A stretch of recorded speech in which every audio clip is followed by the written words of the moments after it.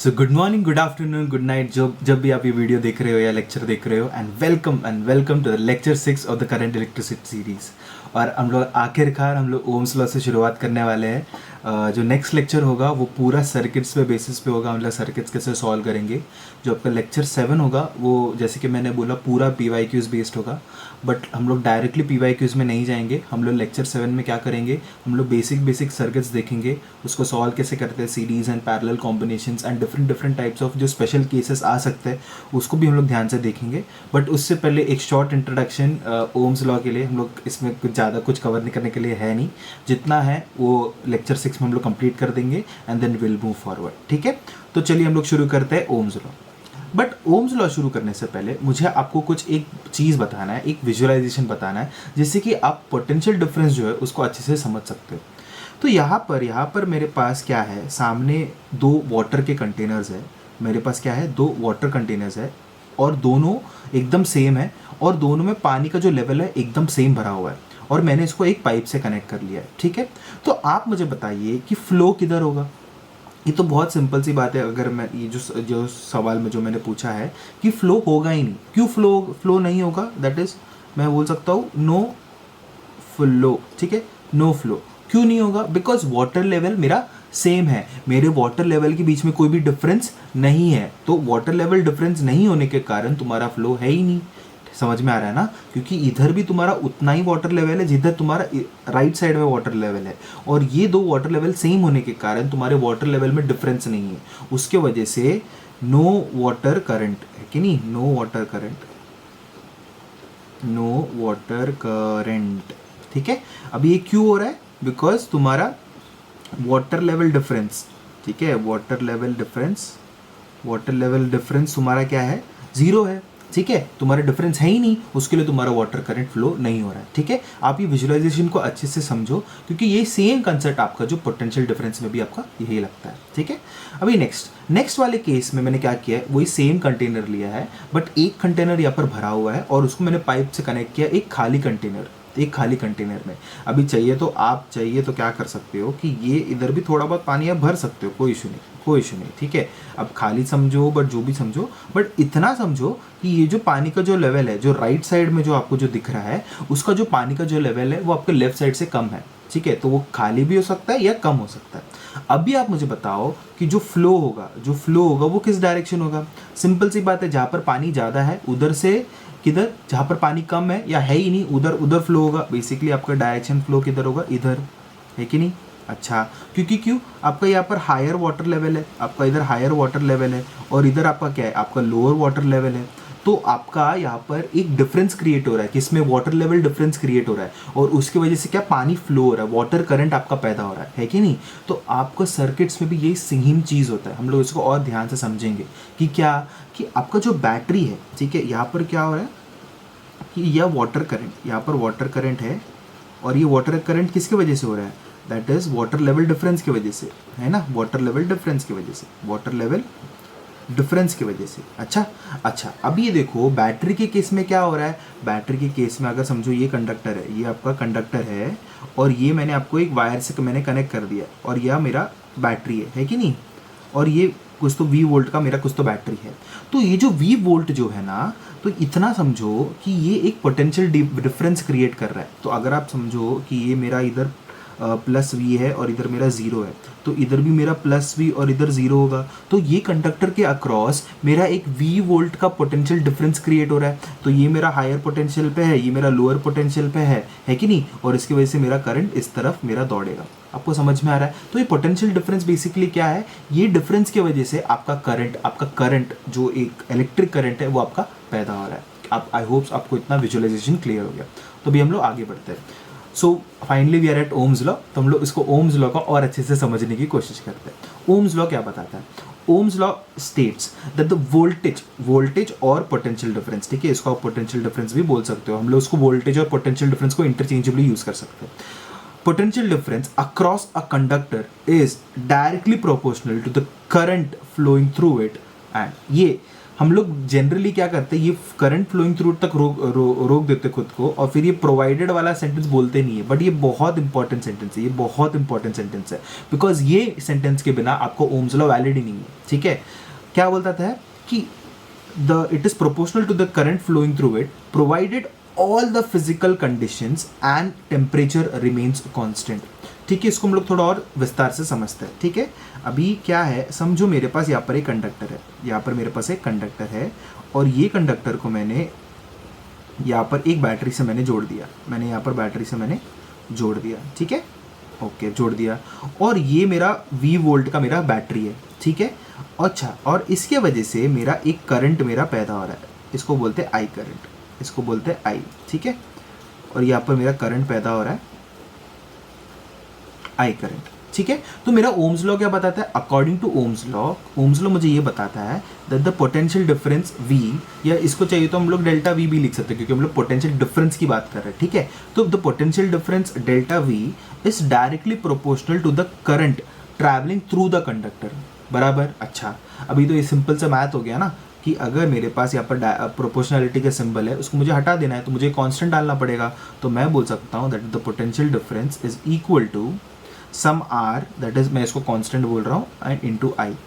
और यहाँ पर जो ये कांस्टेंट होता है, ये मेरा होता है रेजिस्टेंस, ये होता है मेरा रेजिस्टेंस, जिसको हम लोग ने बहुत डिटेल में हम लोग ने पिछले वाले लेक्चर्स में हम लोगों ने कवर किया है। अगर आपको उसको और अच्छे से देखना है तो मेरा आप लेक्चर 2, 3, 4 आप देख सकते हो, उसमें हम लोगों ने बहुत अच्छे से कवर किया है रेजिस्टेंस, रेजिस्टिविटी, और उसमें बहुत सारे PYQs भी किए है कि नहीं। तो यहाँ पर हम लोग क्या समझ में आ रहा है कि यहाँ पर मेरा डेल्टा V अपॉन आई मेरा एक कांस्टेंट है, डेल्टा V अपॉन आई मेरा एक कांस्टेंट है, और ये कांस्टेंट मेरा रेजिस्टेंस है, ये कांस्टेंट मेरा रेजिस्टेंस है कि नहीं। तो मतलब मुझे क्या बोलना है कि अच्छा, अभी मैंने ये सेंटेंस का मतलब क्या है, provided all the physical conditions and the temperature remains constant, that is because अगर आप रेजिस्टेंस का फॉर्मूला देखोगे, रेजिस्टेंस का क्या फॉर्मूला होता है, रो एल बाई ए, है कि नहीं। अच्छा, सबसे पहले फिजिकल कंडीशंस की बात करें, फिजिकल कंडीशंस क्या क्या होता है आपका, फॉर एग्जांपल आपका लेंथ और एरिया। ऑब्वियस सी बात है, अगर आप टेम्परेचर को बढ़ाओगे या घटाओगे तो आपका लेंथ और एरिया में फ़र्क पड़ेगा। जब भी आप किसी चीज़ को हीट करते हो, अगर समझो आपने किसी चीज़ को, मेटल को हीट किया, तो वो एक्सपांड करता है, एक्सपांड कर रहा है तो क्या उसका लेंथ बढ़ रहा है, उसका एरियल एक्सपांशन हो रहा है, बराबर, उसका एरिया बढ़ रहा है। तो लेंथ और एरिया बढ़ने की वजह से आपका रेजिस्टेंस भी चेंज हो सकता है कि नहीं। उसके लिए हम लोग बोलते हैं कि आपका टेम्परेचर कॉन्स्टेंट होना चाहिए, क्योंकि अगर टेम्परेचर बदल रहा है तो आपका रेजिस्टेंस भी बदलेगा। साथ ही साथ अगर टेम्परेचर बदल रहा है तो आपका रेजिस्टिविटी भी बदलेगा। हम लोगों ने इसको और अच्छे से डिटेल में कवर किया है, मैं वही बोल रहा हूँ आपको, अगर पास के लेक्चर्स अगर देखने हैं तो आप देख सकते हो, आपको मैंने बहुत डिटेल में कवर किया है, तो अभी उधर जाके फ़ायदा नहीं है। तो उसके लिए हम लोग बोलते हैं कि फिजिकल कंडीशन और टेम्परेचर आपका कांस्टेंट होना चाहिए, बिकॉज अगर चेंज हुआ, अगर टेम्परेचर आपका चेंज हो रहा है तो आपका रेजिस्टेंस भी क्या होगा, चेंज होगा। आई होप सो इतना क्लियर हो चुका है। फिर हम लोग को पता है कि रेजिस्टेंस मेरा, हम लोग ओम से इसको SI यूनिट से हम लोग बोलते हैं। ठीक है, इतना तो सब कुछ पता होता है। ठीक है, ओके।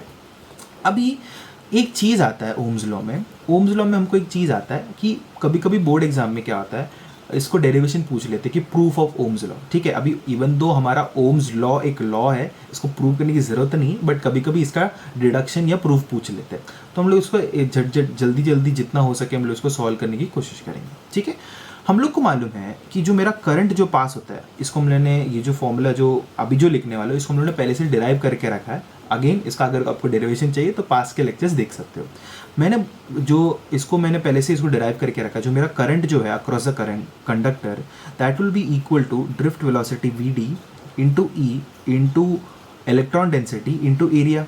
ये तो मुझे पता है कि नहीं, that I is equal to V ना हम लोग बोलते हैं इसको, है कि नहीं, where VD is the drift velocity, E is the electron का charge, N is the electron density. What is electron density, तुम्हारे अगर मैंने 1 मीटर का क्यूब लिया, 1 मीटर का मैंने क्यूब लिया, उसका साइड 1 मीटर है, और उसके अंदर मेरे कितने इलेक्ट्रॉन्स हैं, वो मेरा इलेक्ट्रॉन डेंसिटी होता है। मतलब 1 मीटर क्यूब का जो वॉल्यूम है उसमें मेरे कितने इलेक्ट्रॉन्स होते हैं, वो मेरा क्या होता है, मेरा इलेक्ट्रॉन डेंसिटी होता है। अगर मुझे एग्जांपल देना है तो सिल्वर जो होता है उसमें 1 मीटर क्यूब में ही आपके 5.28 इंटू 10⁻28 इलेक्ट्रॉन्स होते हैं। सो वही कंडक्टर होने के कारण आपका इलेक्ट्रॉन डेंसिटी ज़्यादा है। ठीक है, और ए मेरा क्या होता है, एरिया होता है। ठीक है, एरिया ऑफ क्रॉस सेक्शन। ठीक है, अभी मैं क्या कर रहा हूँ, मुझे एक और फॉर्मूला मुझे पता है, that potential difference delta V और मेरा ड्रिफ्ट वेलोसिटी में, ठीक है, वीडी में कुछ तो एक कनेक्शन था। मुझे क्या फॉर्मूला मिला था, मुझे फॉर्मूला मिला था समथिंग लाइक दिस,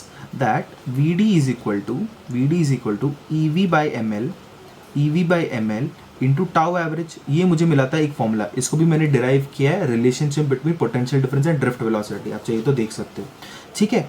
तो यहाँ पर ये जो v जो है ये मेरा पोटेंशियल डिफरेंस है, ये मेरा पोटेंशियल डिफरेंस है, इसको ज़्यादा कंफ्यूज मत होना vd और v के साथ। e मेरा अगेन मेरा इलेक्ट्रॉन चार्ज होता है, m मेरा क्या होता है, मास ऑफ इलेक्ट्रॉन होता है, l मेरा क्या होता है, मेरा लेंथ ऑफ मेरा कंडक्टर होता है, और टाउ एवरेज, ठीक है। अच्छा, अभी ये जो चीज़ है मैं इसके अंदर डालने वाला हूँ, ठीक है। तो इसमें डाल दिया तो मुझे क्या हो गया, ये e into V upon M L, tau average नहीं लिख रहा हूँ मैं, that's average relaxation time, n into A, ठीक है। अच्छा, और एक और e है, तो मुझे क्या मिल रहा है, I is equal to E square V by M L tau N A, बराबर। अच्छा, अभी मैं क्या कर रहा हूँ, मुझे v बाई आई चाहिए ना, मुझे v बाई आई चाहिए, तो मैं बाकी सबको उस तरफ लेके जा रहा हूँ और i को इस तरफ लेके आ रहा हूँ। तो मुझे क्या मिलेगा, v by I is equal to M L upon E square V, okay v तो उस तरफ लेकेगा, एक second, E square V tau N by A, ठीक है। तो यहाँ पर जो भी मुझे जो रिलेशन मिल रहा है ना, अगर आप ध्यान से देखोगे यहाँ पर m जो है, m मेरा क्या है, ठीक है, रुको इसको मैं नेक्स्ट पेज में लिख देता हूँ, दैट v बाई आई मुझे क्या मिल रहा है, यहाँ पर m v बाई आई मुझे मिल रहा है M L E square tau N A, ठीक है। अभी आप ध्यान से देखोगे जो m मेरा जो है that is mass of electron, है ना, m मेरा क्या है, m है मेरा मास ऑफ इलेक्ट्रॉन, m है मेरा मास ऑफ इलेक्ट्रॉन, ठीक है भाई। ये तो मेरा कांस्टेंट हो गया, ये तो मेरा कांस्टेंट हो गया, ये तो चेंज नहीं होने वाला। अच्छा, और फिर दूसरी बात है कि जो लेंथ है ये भी मेरा कांस्टेंट होगा, ये भी मेरा कांस्टेंट होगा, प्रोवाइडेड क्या, मेरा टेम्परेचर मेरा कांस्टेंट है, प्रोवाइडेड मेरा टेम्परेचर कांस्टेंट है, क्योंकि टेम्परेचर बदलने से आपका लेंथ बढ़ सकता है या घट सकता है, जो भी है कि नहीं। वैसे ही ई स्क्वायर जो है ये भी मेरा कांस्टेंट है, ये तो टेम्परेचर इंडिपेंडेंट है ना, ये तो एक कांस्टेंट हुआ। वैसे ही टाउ जो है ये भी मेरा कांस्टेंट होगा, एक पर्टिकुलर मटेरियल के लिए मेरा relaxation time, average relaxation time वो कांस्टेंट रहता है, प्रोवाइडेड अगेन क्या, मेरा टेम्परेचर मेरा कांस्टेंट होगा, क्योंकि मेरा टेम्परेचर बढ़ाने से तुम्हारा रिलैक्सेशन टाइम क्या हो सकता है, कम हो सकता है ना, क्योंकि टेम्परेचर बढ़ा दे तो कोलिजन ज़्यादा हो रहे, कोलिजन ज़्यादा होने की वजह से तुम्हारा एवरेज रिलैक्सेशन टाइम कम हो गया, है कि नहीं। वैसे ही, और फिर n भी मेरा कांस्टेंट होगा, n भी कांस्टेंट होगा, इलेक्ट्रॉन डेंसिटी कांस्टेंट होगा, प्रोवाइडेड टेम्परेचर रिमेन्स कांस्टेंट, है कि नहीं। और एरिया तो मेरा अगेन कांस्टेंट होगा, प्रोवाइडेड क्या, टेम्परेचर रिमेन्स कांस्टेंट, है कि नहीं। तो प्रोवाइडेड टेम्परेचर रिमेन कांस्टेंट, हमारे ये जो भी टर्म्स हम लोग को RHS में आए वो पूरा ही कांस्टेंट बन रहा है, वो पूरा ही कांस्टेंट बन रहा है। और यही तो ये पूरा चीज़ ही मेरा क्या होता है, ये पूरा चीज़ मेरा रेजिस्टेंस होता है। That is why we say that in Ohm's law that V is directly proportional to I provided the physical conditions and the temperature remains constant, because अगर वो चेंज हुआ तो आपका ये जितनी भी प्रॉपर्टीज़ है m और e स्क्वायर छोड़कर बाकी सब कुछ चेंज हो जाएगा। इतना समझा, ठीक है।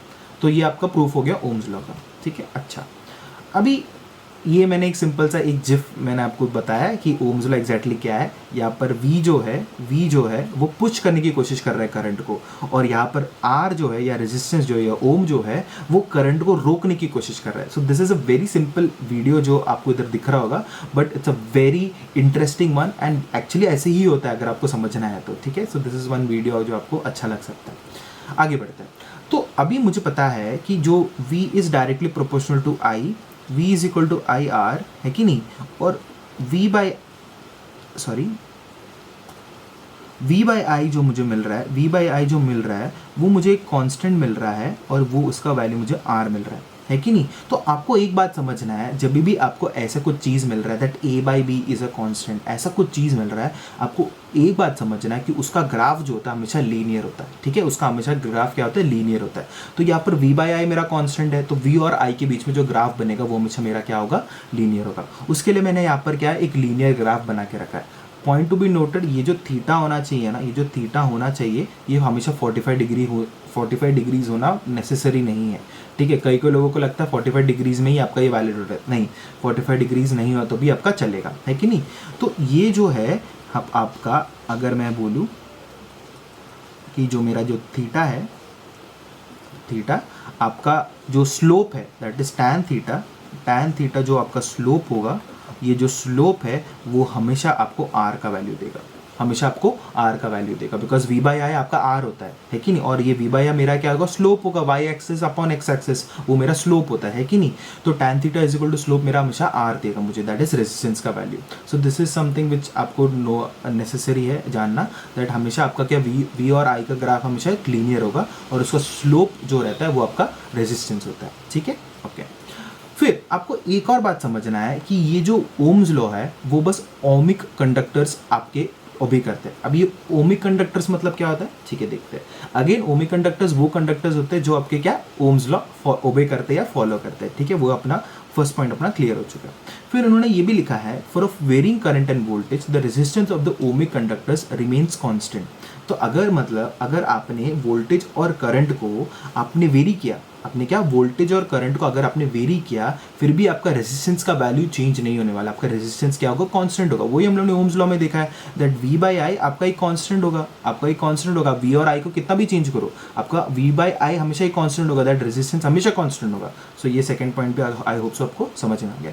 थर्ड लॉ क्या है, that the relationship between current and voltage is linear. Yes, ये तो हम लोग ने देखा ही है, ग्राफ से हम लोग ने देखा ही है कि आपका जो ग्राफ है हमेशा लीनियर आता है कि नहीं, ठीक है, तो थर्ड पॉइंट भी समझ में आ गया। Fourth point, for ohmic conductors the resistance always remains constant, so this is just extension of the second point जो हम लोगों ने देखा था।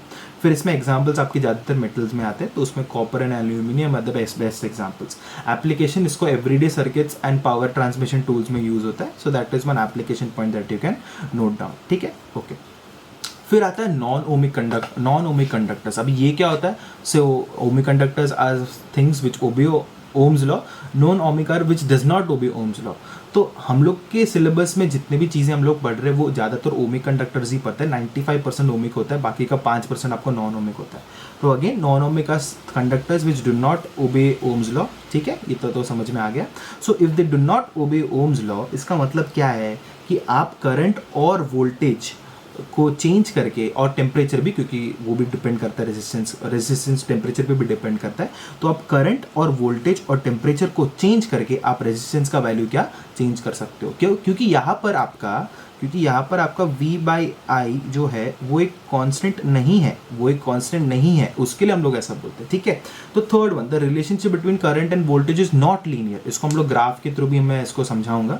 Examples of non ohmic conductors are diodes and semiconductors. तो सेमीकंडक्टर्स जो आपका लास्ट चैप्टर्स में आता है क्लास 12th में, बहुत इंटरेस्टिंग चैप्टर है, उसको हम लोग डिटेल में पढ़ेंगे। तो डायोड्स भी आपका सेमीकंडक्टर्स का एक एप्लीकेशन होता है, ठीक है, पीएन जंक्शन डायोड के बारे में आप पढ़ोगे। फिर non ohmic conductors the resistance increases with increase in temperature. तो ये तो हम लोगों ने पढ़ा ही था कि अगर आप टेम्परेचर इंक्रीज करोगे तो आपका रेजिस्टेंस बढ़ेगा ही, ठीक है, तो हम लोगों ने ये सब पढ़ा था।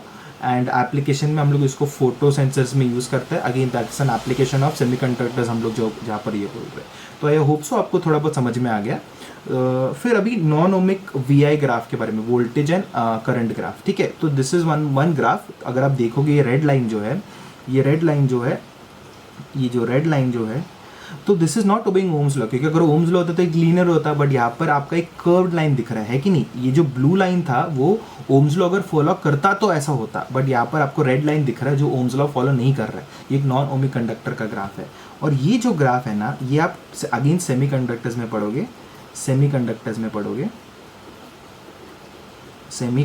पढ़ोगे फॉर पीएन जंक्शन डायोड, ठीक है, फॉर पीएन जंक्शन डायोड। ये बहुत इंटरेस्टिंग है, आप इसको पढ़ोगे तो यहाँ पर अगर आपको दिख रहा होगा कि करंट और वोल्टेज के बीच में आपका ग्राफ है, तो एक पर्टिकुलर वोल्टेज में आपको कुछ ज़्यादा ही करंट मिल रहा है कि नहीं, और फिर इसमें नेगेटिव वोल्टेज का भी कंसेप्ट होता है, और एक पर्टिकुलर वोल्टेज में जाके, या उसको नी वोल्टेज भी बोलते हैं या ब्रेकडाउन वोल्टेज भी बोलते हैं, वो पर्टिकुलर इसके लिए भी आपको बहुत ज़्यादा करंट मिल रहा है। तो इस तरह आपको दिख रहा है इट्स नॉट लीनियर। आपको बस अभी के लिए क्या ध्यान देना है कि सेमीकंडक्टर्स और बाकी जैसे सारी चीज़ों में जो नॉन ओमिक कंडक्टर्स होते हैं उसमें एक लीनियर रिलेशन नहीं मिलता है।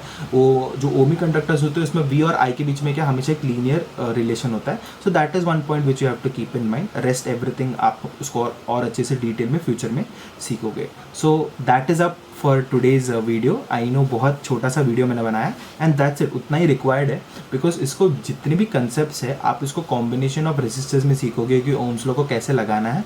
ये तो बस एक ब्रीफ थियरी था और जितना आपको जानना था मैंने आपको बता दिया है। I hope so you like the lecture and you know the drill. आपको अगर कुछ भी डाउट हो, कमेंट्स हो, आप चाहिए तो आप कमेंट कर सकते हो, तो मैं नेक्स्ट लेक्चर्स में उसको चाहिए तो मैं उसको ले सकता हूँ, ठीक है। I hope you like the lecture and stay safe and study well, ठीक है। सो बाय बाय।